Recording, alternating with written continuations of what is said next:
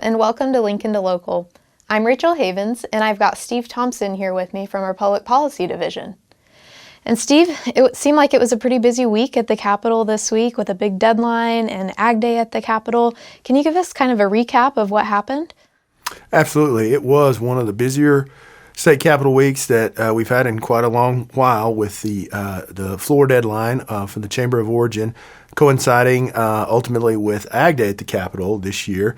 There was a lot of tense activity on both sides, a couple of late nights, a lot of controversial measures that had not been able to get all their ducks in a row up until this deadline week that forced some major action.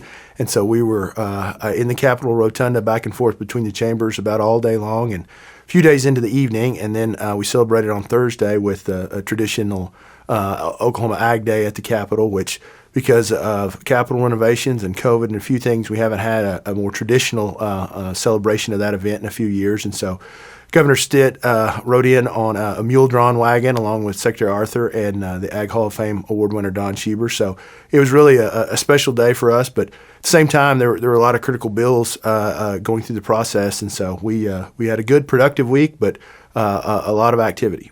Definitely. And I know medical marijuana is something that we've been talking about nonstop so far this session.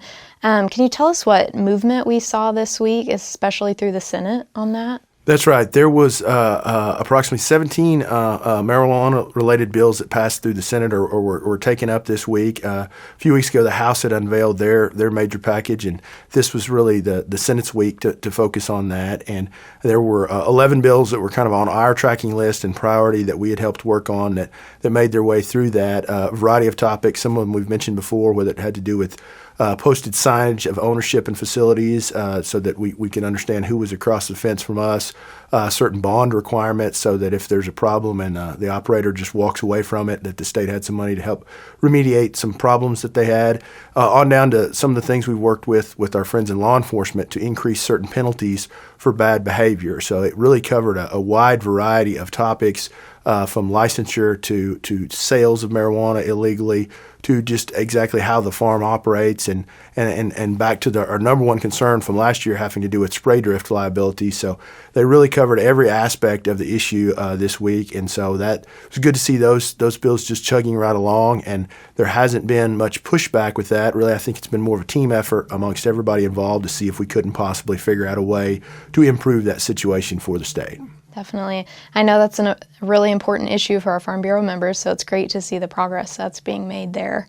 And I know another issue that we've heard some of our members voice their concern on deals with electric cooperatives and telecommunications companies. Can you shed some light on that bill that addresses that issue there?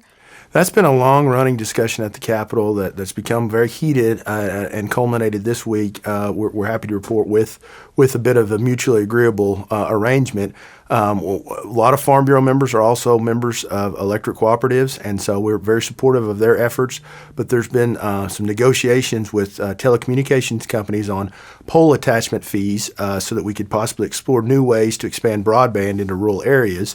And there was a dispute actually for the last 3 years over what's the appropriate formula for rates for those things. And so we were excited that all parties came together, and we were encouraging that cooperation at every level so that really our members in the rural areas are hopefully better served, and those that don't have good internet access maybe have a few new options. And we're excited. One of the aspects of the deal that they struck had an incentive rate for if you were the first fiber line running down a pole, that for the first 4 years you only had to pay $1 a pole to incentivize areas of exploration where we just simply haven't seen that, hasn't been cost effective. And so I think working together with all parties there, both the technology folks and some of our old-fashioned cooperative friends, I think it's been a really good week for the state and for rural broadband.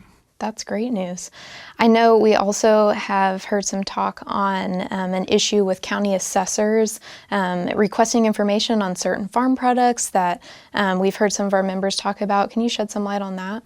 This is one of those things that our grassroots network of members around the state really helps us stay involved in what they're dealing with, and really proud when they speak up and bring something to our attention that we would not have otherwise noticed here in Oklahoma City.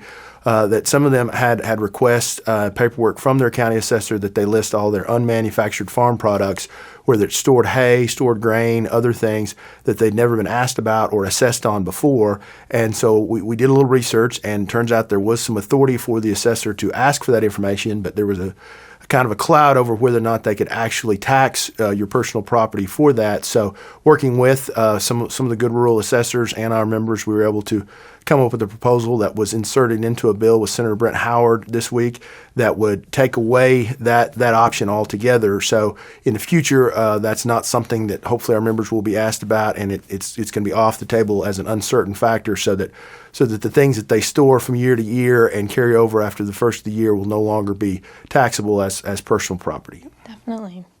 I know this week we kicked off a couple of county capital visits, and we've got a couple more on the books looking out the next couple weeks. Can you tell us how those went this week and what we can expect?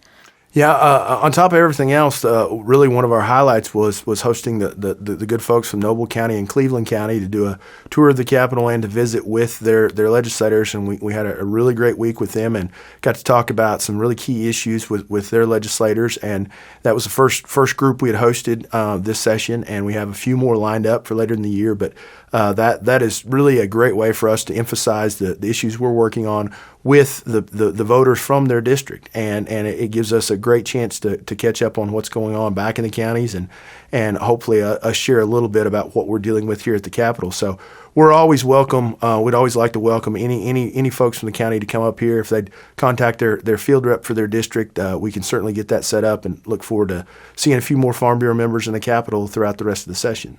Definitely. Well, thanks, Steve, and thank you for joining us on another episode of Lincoln to Local.